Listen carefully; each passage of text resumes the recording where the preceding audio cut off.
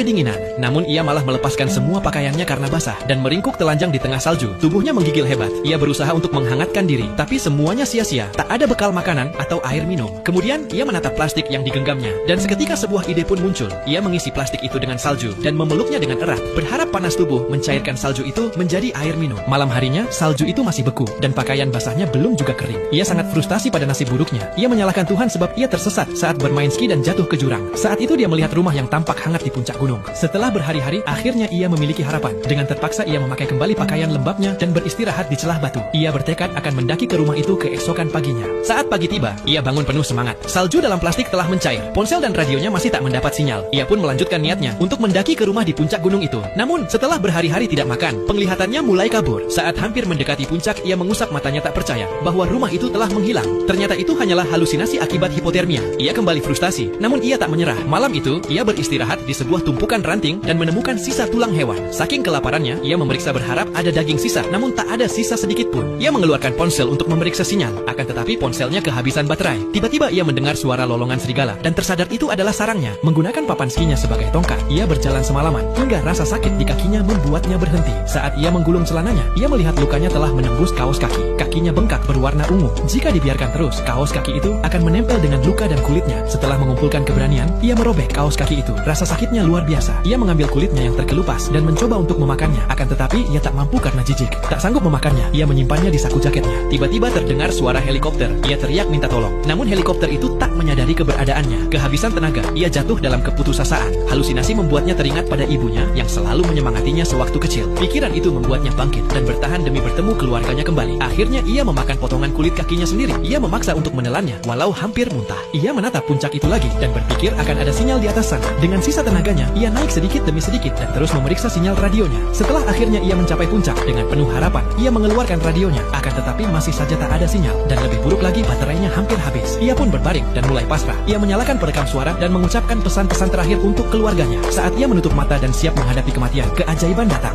Tanpa sepengetahuannya, tiba-tiba radio itu mendapatkan sinyal. Sehingga tim di pusat penyelamatan berhasil mendapat koordinat lokasi keberadaannya. Mereka pun dengan segera pergi untuk menjemputnya. Beberapa saat kemudian, helikopter segera datang menemukan keberadaannya dan bergegas untuk menyelamatkan nyawanya.